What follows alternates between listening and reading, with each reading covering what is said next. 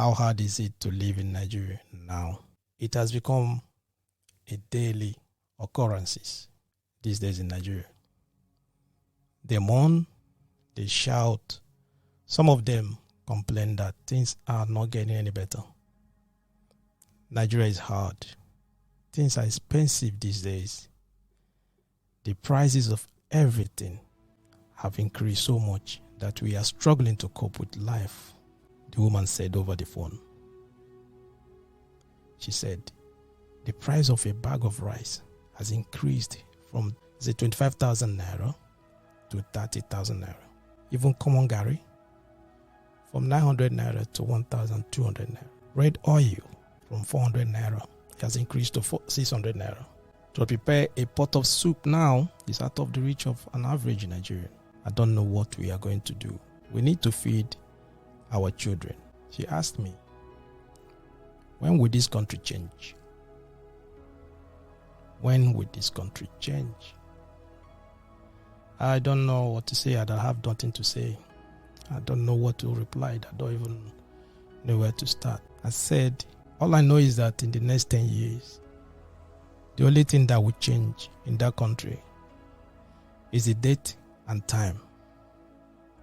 Every other thing will be the same. The season will still be the same. We're still going to have rainy season. We'll have dry season and Harmattan season until Nigerian citizens change. Nothing will change. Everyone is to be blamed to what happened to that country. Everyone. No one is an exception. Everyone is to be blamed to what happened to that country. For that country to move forward, Tom and Dick has to participate to the growth of that country. Everyone. Everybody will receive the blame. No one is. I know that Nigerians are strong people with a lot of potential. They tend to cope with anything thrown at them. They adjust to any circumstances. When there is blackout, they put on candles and generators. They hit the potholes. They don't complain. When they are in holdups, in traffic, sometimes for 3 hours, they keep going. What a mindset. What a mindset. Recently, according to the lawmakers in Nigeria, they claimed that the problem with fuel scarcity was caused by contaminated imported fuel. Some people called it adulterated fuel, which was brought fuel scarcity in the country. Some of you and some of them that live in Nigeria, and recently, since February this year, Nigeria has faced a severe fuel shortage, long queues at petrol stations. Some economists claim that the shortage contributed to the high rise of transportation. As you know, that once there is an increase in transportation, definitely would affect the cost of goods and services. But this is not new. It's not new at all. It's not new. It's not new. Like I said, Nigerians are used to fuel scarcity. When we were growing up, those days when we were young, secondary school, we used to wake up very early in the morning sometimes. Go to petrol stations. You just queue on the line. You go very early with your big gallon. Your parents will wake you up early, very early in the morning. Wake up, come on, go. So that you're not going to miss when they open the petrol station. Go there, you queue on the line, you're waiting for them to wake up. Before they wake up and come down there to open the tank or whatever and start selling. Sometimes they sell for 1 hour. Sometimes they sell for 30 minutes. They will tell you that they don't have any petrol. That is finished. Those on the queue for kerosene, they will tell you that it's finished. You have to go. People will start shouting, start cursing them. But what are you going to do? Nothing. Carry your gallon and start going for another place and looking for somewhere else. If you cannot find, what do? You check the ones on the street. There are some of them hawkers, black market. You go there and buy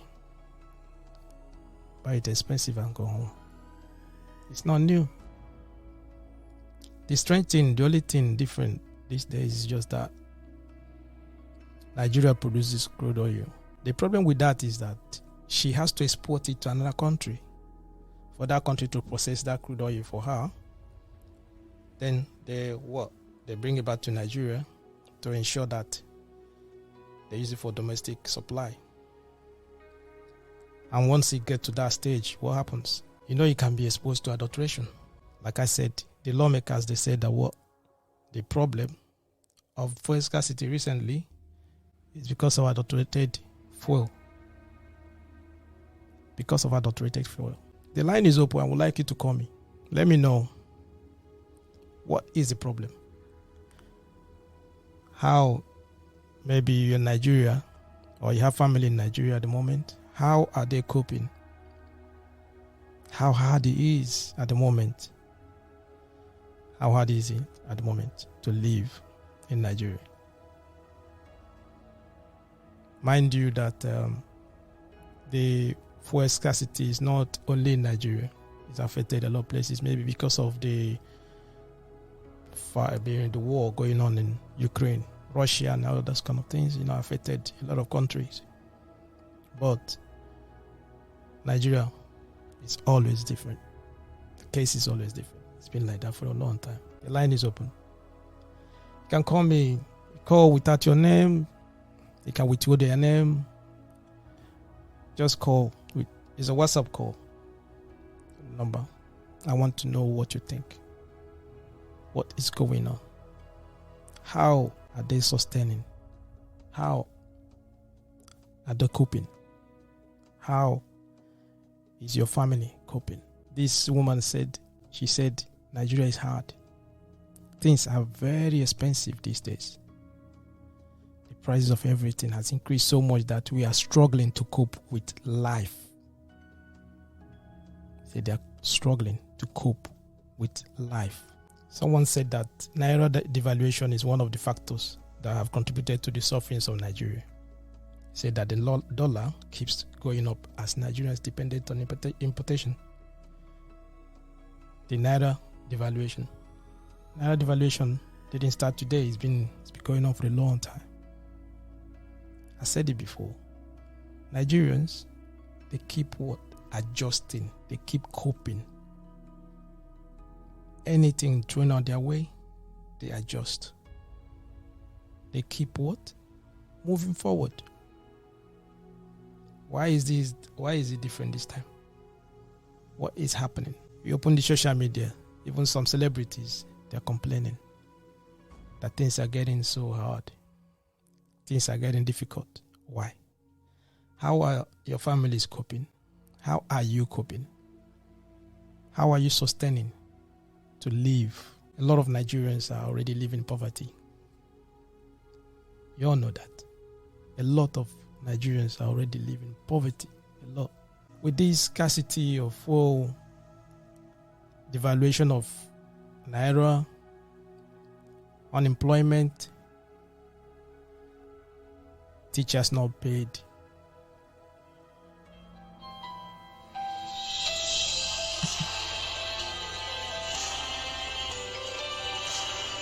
Hello. Hello. Hello. Hello. Can you hear me? Yeah, I can hear you. I can hear you loud and clear. Yeah, go on. Yeah. Welcome to another segment of your program. Okay. So much love the topic. You know who is speaking, right? Yeah, go on. Mention, but you know who is speaking. Yeah, I know. I know he's speaking. So carry on. No problem. Yeah. So, I love the program and I love the topic which you introduced today. Okay. There are three things you mentioned: lockdown, lockouts, fuel scarcity, and hardship. Yeah. I will tell you the problems in Nigeria. Nigeria is a blessed country. Nigeria is blessed with mineral resources. Nigeria is blessed with a lot of resources that can generate money or that can make the citizens comfortable. Okay. You understand? Yeah. Let me start with the lockout. Could you believe, in terms of electricity, in terms of power, Yeah. you know, Nigeria gives their neighboring country light. Okay. A place like Potholes, Yeah, that's I think. Togo. Okay. But do you know that those people, I believe they celebrated, some of them celebrated 50 years of non-power failure. Okay. But I ask you, the people that gives them light, they are in darkness. What is the problem? I don't See know. the thing? I don't understand. That's why I'm just trying to find out. I just want people to let me know what is really going on. Why is it? So that's what I want to, in my own distance. The problem is the leaders. You know, because Nigeria government wants everything for themselves, the so-called leaders. Once they are doing anything, they are not thinking of their masses. Okay. I could remember when NEPA was handling power. At least when Obasanjo was in power, they say they increased the mega arm to 11 kV. Understand? But there was a time they said, let's deregulate the NEPA. They privatized NEPA. Okay. Instead of them, could you believe, let me use Abia State as a case study. When there is competition in anything, you know that the two parties will struggle to deliver well. Do you know?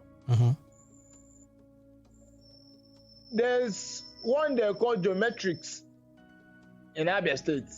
Okay, is he a political party?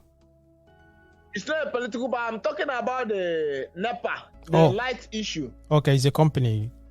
Is it a company that? Yeah, it's a company. Okay, geometrics. All right. Yeah, it's a company. Geometrics. And you have the other one called EDDC. Okay. You know, geometrics came up with a good idea. They fix all these small transformers to circulate light. If you see their poles, the person in charge spent a lot. But due to politics, you know, there are some certain things you don't need to bring in politics in it. You understand? Yeah. Light issue in Nigeria, they bring politics in it. Try to bring sentiment in it. These geometrics, they came with a good idea, but they sidelined them due to power energy. They gave him the light. These geometrics wanted to give light, but due to politics, they refuse. Understand? And when there is no competition, you see that the thing will not function well. Not function properly. We have only one body. Okay. We have only one body. Understand? Yeah. We have only one body here. No competition. Could you believe it? They introduced prepaid meter for electricity. Okay. But because of the evil or the dubious mind they have, they don't want to circulate the prepaid meter. Okay. Because if you bring prepaid meter, you have efficiency. You know? Okay. But due to they don't want, they are giving us unestimated bill, crazy bills. The private person they gave the NEPA, former NEPA to EDDC. You see, the person, they say he will pay tax to government. Now he will use his their dubious mind or dubious way to generate their money. So government, nobody will interfere. They behave anyhow. They do anything they like. Nigeria, we cannot boast of steady light in a day. You cannot have a steady light for 24 hours. But we are giving our neighboring countries light. Those people, because they make money there. They are consistent. Mm-hmm. But if the lights in Nigeria, if they still give Nigerians light, they're still gonna make money because everyone paying for that, for the bills, isn't it? Yeah. We pay the bill. So but we don't see light. I don't get the idea. I don't really get what is behind it. If they are supplying light to the neighboring countries, then why people are in Nigeria, they still not giving them light? Because if those in Nigeria, they're still gonna pay their bills and everything. So why are they not supplying? Why not give them light? That's why I've been asking a long time, man.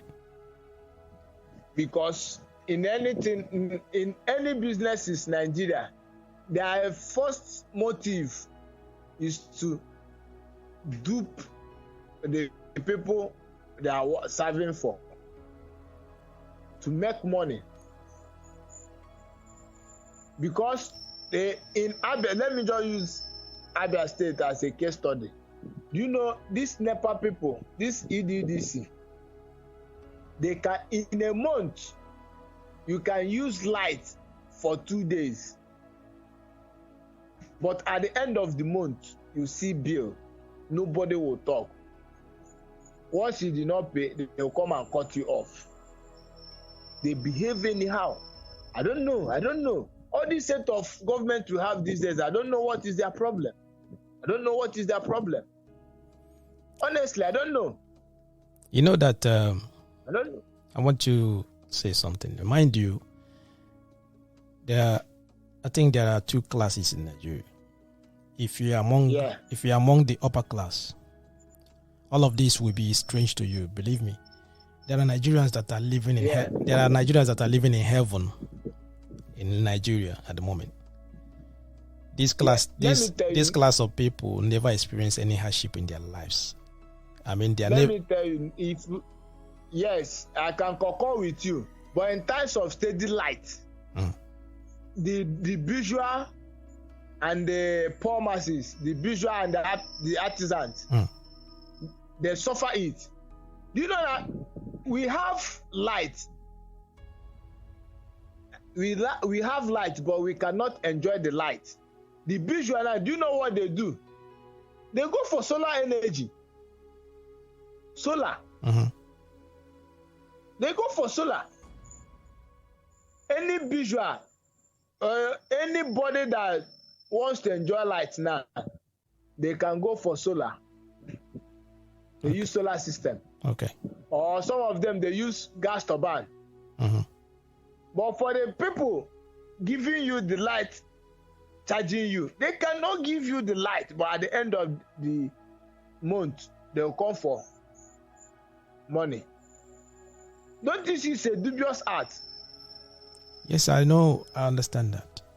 I just want to there's something I want to just say out, A lot of Nigerians are already living in poverty. This would push a lot of this, especially the valuation of more naira, scarcity of fuel and some other things. Because once there's scarcity of fuel, it will affect the transportation and everything. Their food, farming and everything will be expensive. So I told you. I told you there are three things. I wanted to just specify on something. Understand? I wanted to just say, give me a minute. So, if for example, at the moment, because of those scarcity of fuel, light scarcity, you find out that prices of transportation is going to go up. Food stuff are going up, like the lady that I spoke on the phone with. Food stuffs are going up and everything. And those that are working, their wages are stagnant. It's still the same. There's no increase in the wages and something. Some of them, they are being owed. The government are owing them money. They're not getting any money. Then they find out that it will increase. It will push a lot of people into criminality. Kidnapping has to be order of the day. You know how it is, kidnapping, armed robbery, and the petty thief, all those kind of things will increase. Do you understand? Yes. And as well, how are people coping? How are they making? How are they trying to, live on a daily basis? If you come down in Nigeria now, there are a lot of crime committed by the youth because of hardship. As I mentioned it earlier on, I told you I want to take it gradual, one by one. I started with that lockout. Mm-hmm. Now I want to come into fuel. Mm-hmm. Do you know that Nigeria is blessed, but we cannot boast of fuel. You cannot enjoy it for. You cannot even enjoy it for anything. We cannot. Rather, do you know that in Nigeria they give oil well to individual? That's why I told you this is our government. They are not thinking anything for the masses. They hate the people they govern. I'm telling you, in Nigeria, they use oil well to settle their political opponents. Okay. You know that Nigeria have fuel, but we refine. We go abroad and refine. We have refinery here, but we go abroad. We bring in. That's why they are debating of the subsidy. They want to remove it. One thing in Nigeria, once something goes up, it will be hard to come down. For it to come down. Okay.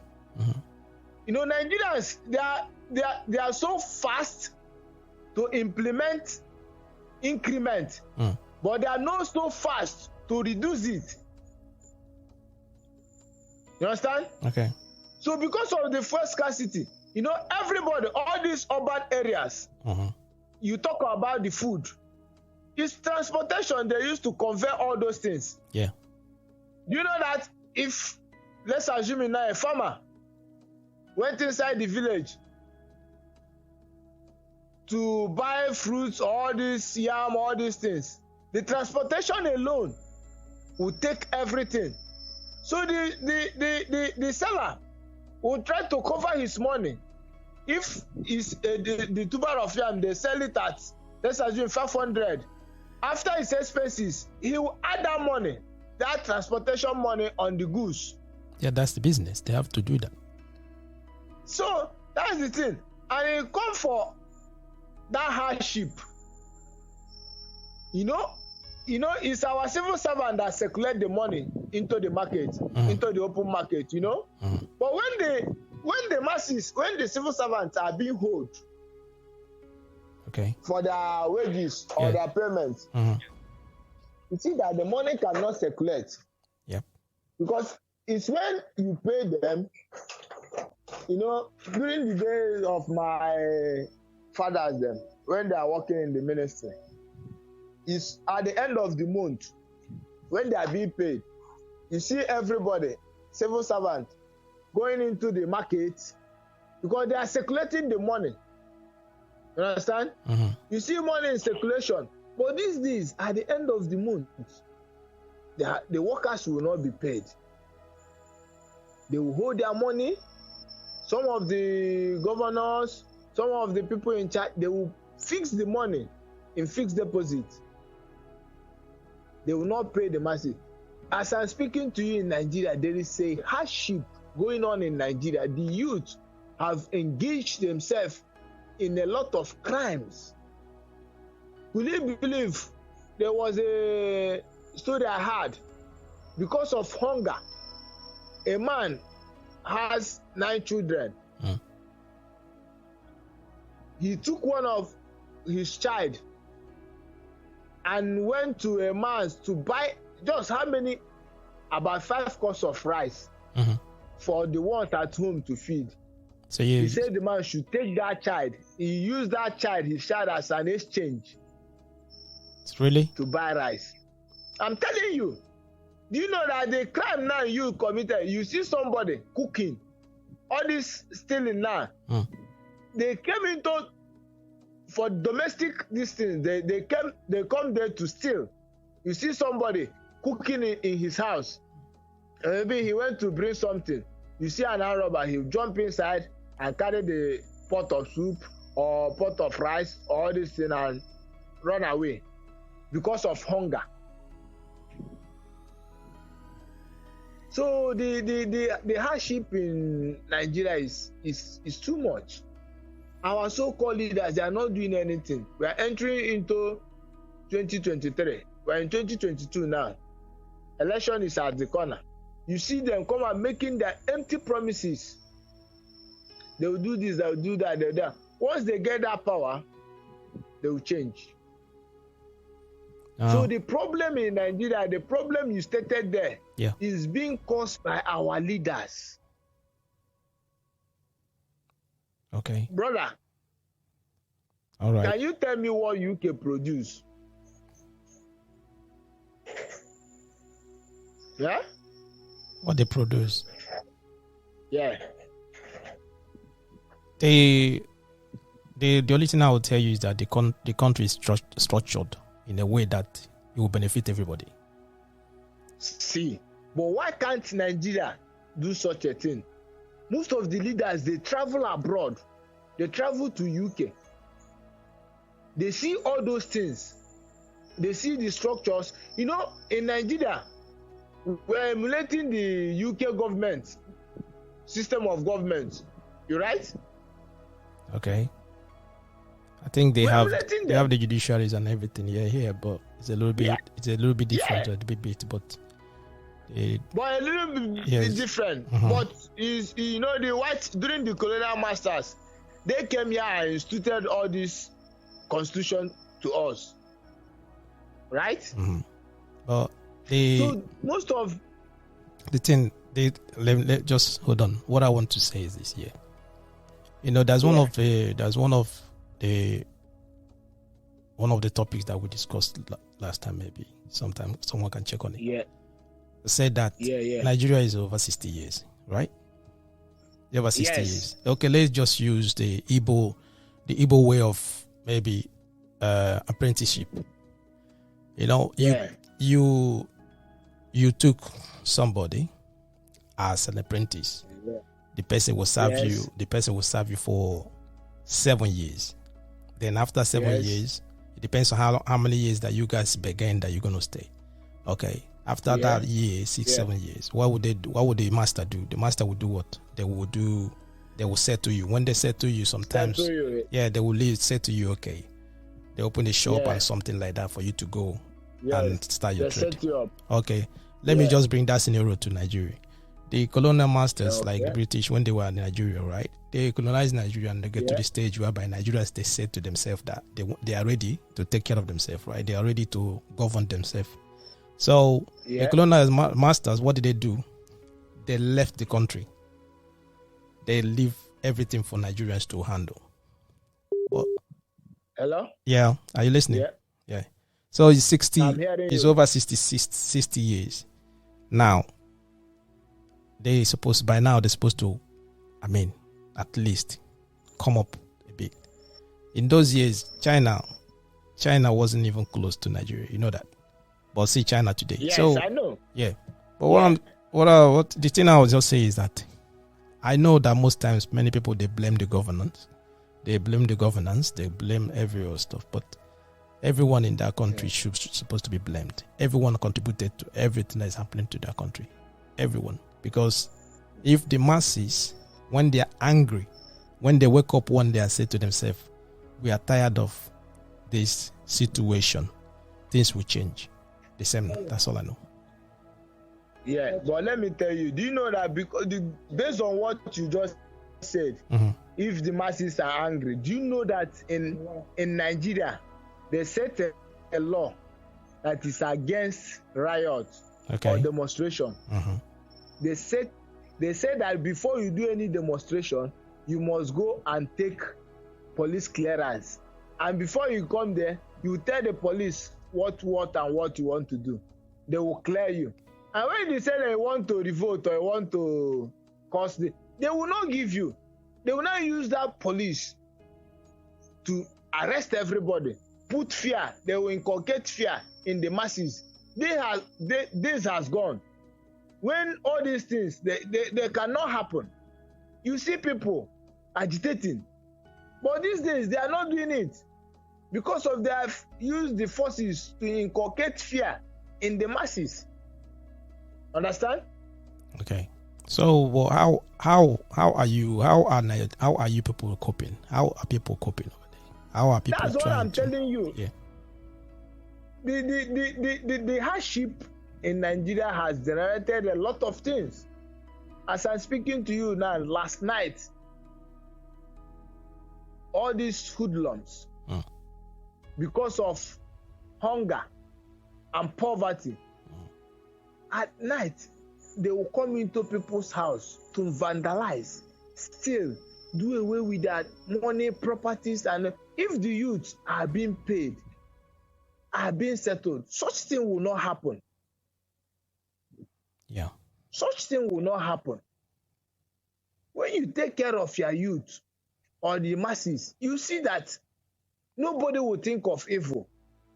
That's why you said in advanced country, let me say UK, is well structured because they carry everybody along. They carried everybody along. They make things easy for them. I don't know. Is it because the natural resources God gave Nigeria made them to overreact because of the oil?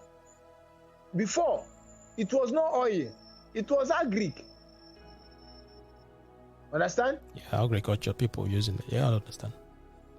A lot of people. Yeah. But now, because of the oil, everybody now behaves because, oh, brother, Nigeria is too, the hardship in Nigeria now is too bad. People are suffering. Like one of the musicians say, suffering and smiling. But I so much thank God that the nature of an Igbo man, God made them to withstand or stand any situation they face. Do you know that a lot of graduates are driving Okada, driving Keke, because they have stayed. Some of them has carried their credentials, looking for job, applying for jobs. They cannot, because they cannot starve themselves. Some of them got married. Some of them have families. They try to engage themselves in one thing or the other. But the lazy, if I may say, the ones that feel that the national cake is for everybody, they want to vandalize a lot of things in Nigeria. So, brother, the issue you brought out is good. If our leaders, they can restructure, amend a lot of things, carry their youth along, you see that a lot of crimes will stop, a lot of hardship. People will stop duping. If you see now, 419, the youth, they will give it a name. Are you hearing me? Yeah, I'm listening. The youth now, the Yahoo boys, you see them using all means to dupe another man in name of Yahoo. But if the government have a good agenda for them, I believe all these things will not happen. Okay. All these things will not happen. I'm telling you. Okay. You see, as you said, the bourgeois, they only enjoy. They are not thinking about the masses, the poor masses. It's only during election they will remember the poor masses. They will come and bring rice and give to them. Because a hungry man is a hungry man. Yeah. You know? Mm-hmm. Many of them, they will say they will not come out, they will not do that. But once you see somebody that is for 2 days, the person have not eaten, have not seen even 100 naira. You see them giving them 500, 1,000. They will have, 10 cups of rice. You see them. they will take it. So they will take it. They will take it because of hunger. Hardship is causing a lot of things in Nigeria. I'm telling you. I thank God you brought out this issue. I thank God. Okay. I thank God. Okay. Because in terms, a liter of fuel in Nigeria is 260, 250, 230.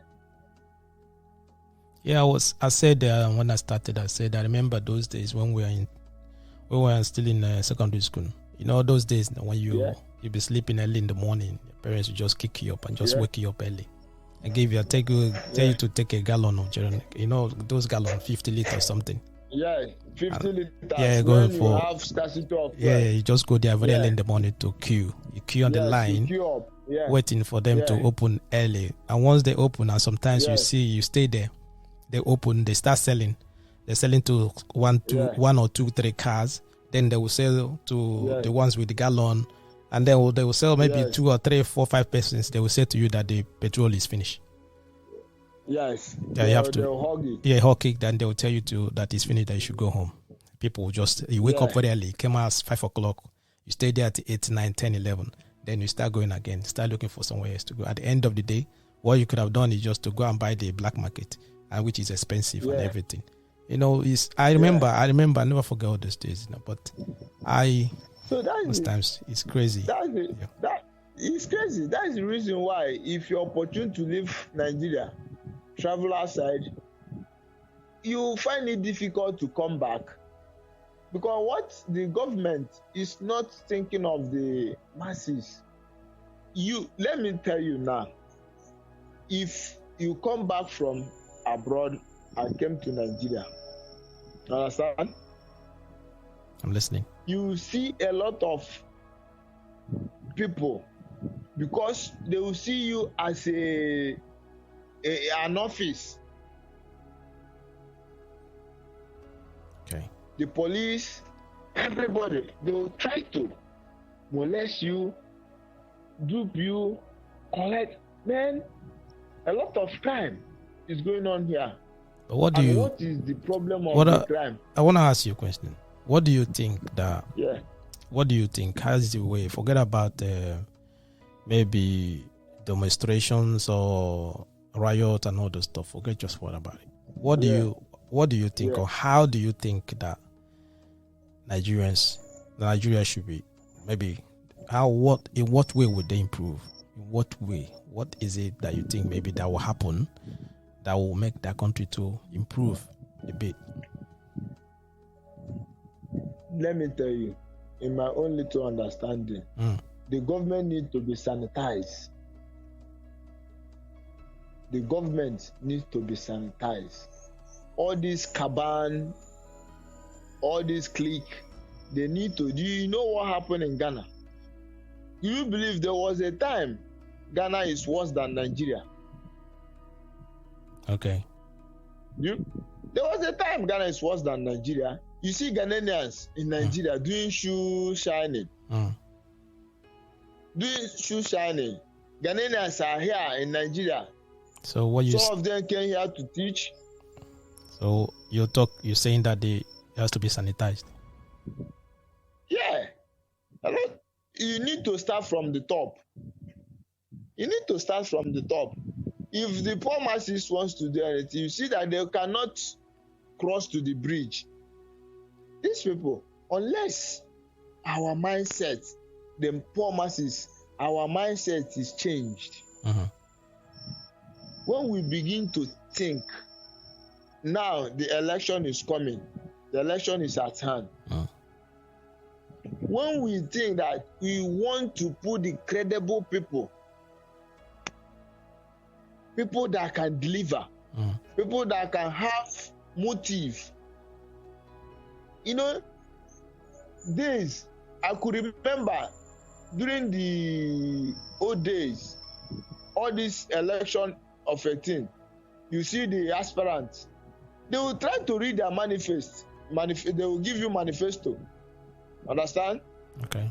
To tell you how they will govern or how they will rule. They will read it out from the two opponents. But these days, nobody's doing that. Nobody's doing that. You don't know his agenda. Don't know. Okay. Understand? Yeah, Our mind, the youth, their mindsets need to be sanitized. Know that you cannot buy them with money again. Okay. They need to Once change. They need to change their mindset. Yes. Okay. All right. I'm telling you, youth need to change their mindset. Let's appoint the people that can deliver. That's why I love General Obasanjo. Okay. Yeah. I will. I don't really like to call names.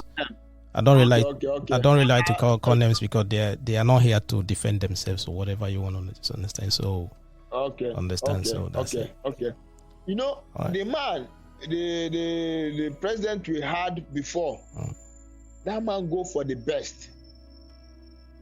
He's trying to put people that can deliver in a position they merited. Okay. You understand? So the youth, the mindset need to be changed. All right. It's time for us to tell ourselves we want this, we don't want this. Not through violence, but through dialogue. Okay. All right. It's like a teacher and the student. Okay. If the student say they will not come to school, the teacher will not teach anybody. The teacher cannot go there and start teaching the table or the locker. All right. Thank you. When we say I grab all the points that you pointed out. Okay, so I would like to analyze it a bit, then I'll round up the whole program. Okay. Yeah, I really appreciate and thank you for your contributions. Thank you for always available to help out and contribute to the program. You know, we no problem. Really appreciated that. Okay. You are welcome. Yeah, thank you. You are welcome. Right. To more grace to your elbow. Thank you. You are welcome. Okay. You heard from there was someone that is present and is in there going through the same situations and all that. Like I was saying, I said that a lot of Nigerians already live in poverty. This and all of this would push a lot of them into criminality. He was just confirming that there's a lot of things going on in there. Kidnapping has been the order of the day over there and for a while now. Armed robbery and other petty thief will increase because a lot of people now, some of them that are on low income, they have to find a way to feed their children. I made mention earlier as well. I said that it depends on who you ask. Some people that are already in the upper class, most of them they've never even experienced anything about hardship in their life. Never. This class, they never experience anything like hardship. If you go to their neighborhood and the way of life, it's quite different from the rest of the other people because they are in the upper class. You know, when you talk to those kind of people, they will tell you that, what are you talking about? Nigeria is one of the best places to be. That fuel scarcity is normal because if you look around you, you see, you know where to go and buy fuel. Because already, they always have contact. They have people that buy that in bulk for them. They have that. Like what he said some of them, they're using solar energy and all that. So they don't experience all these things that is happening. You understand? You know, it's happening. You know?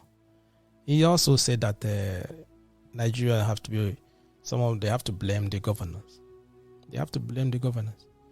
When a new government pops up, they will do the same thing others before them do. What are they? They promise heaven and earth. They will promise free education, better healthcare, they will tell you that they'll pay worker salary. They will do all of those stuff. They will make ways to improve basic amenities. Once they get in, once they get swelling, once they voted in, they will become what? Nigerian politicians. They will turn to Nigerian politicians straight away. You know, This is what's happening, and a lot of people are struggling. An average Nigerian, they are struggling. They are struggling to make ends meet. They are struggling to eat. Most of them, they don't have money to buy even the same cup of garri to feed their children. Some of them, the government is owing them money. They work after the end of the month. They don't get paid. How do you expect those kind of people to eat? Where do you expect them to get money to feed their children? Where do you expect them to get money to feed their children? The young graduate that went to school, he come out of school, there's no job. He doesn't have any job. So how do you expect him to get money? How do you expect him to live?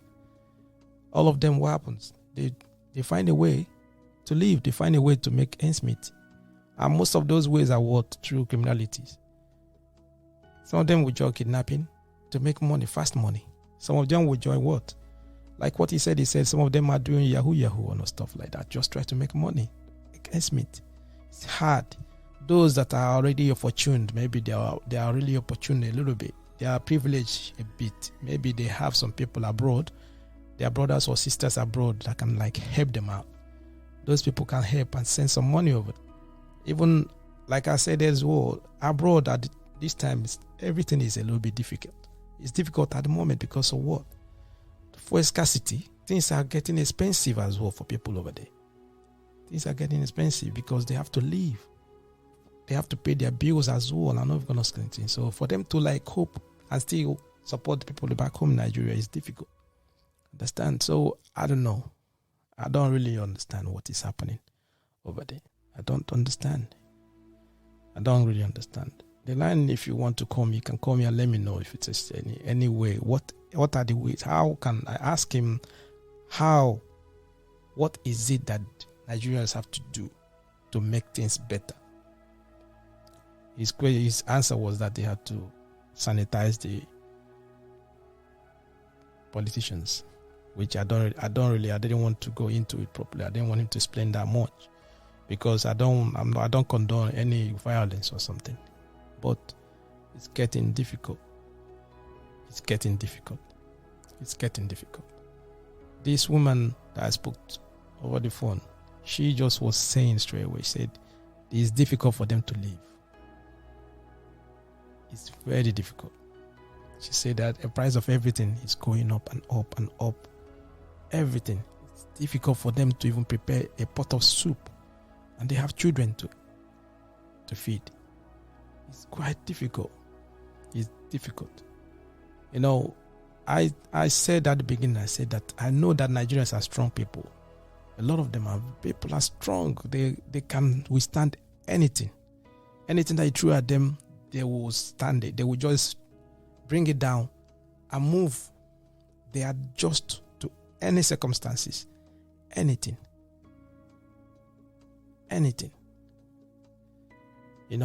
In some places here and abroad, when there's blackout on few days, blackout. See how people were screaming and shouting. It's like the world is coming to an end. Just a blackout. But some people in that country for the past 6-7 months, they've never seen any light. Blackout is normal. It's normal. Because of what? It's in their DNA to adjust. They adjust in anything that thrown at them. They adjust. For scarcity, at the moment, the way it's going, price of everything is going up. Because of the fuel scarcity, transportation has to increase because those that are using transport to go to all those urban areas to get, rural areas or whatever, to go and get all the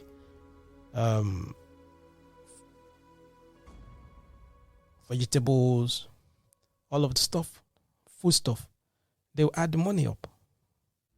And once they add the money up, the people that are selling the food stuff, they put the money as well. Who's going to buy? Who's going to pay for that? Who? The masses. And some of these masses, they don't have the money because their salary has not been paid. So everybody is trying ways to find a way to make money. Everybody is just trying ways, just squeezing their head, everything. So, and what do you expect to happen? It's crime. Crime will go up. Crime will go up. Understand? Crime will go up.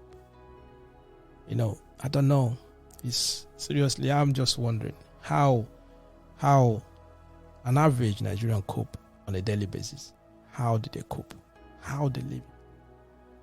How they living? How they living? She said here that common Gary has increased from 900 to 1,200 naira. Red oil from 400 to 600 naira. To prepare a pot of soup is out of reach for an average Nigerian. At least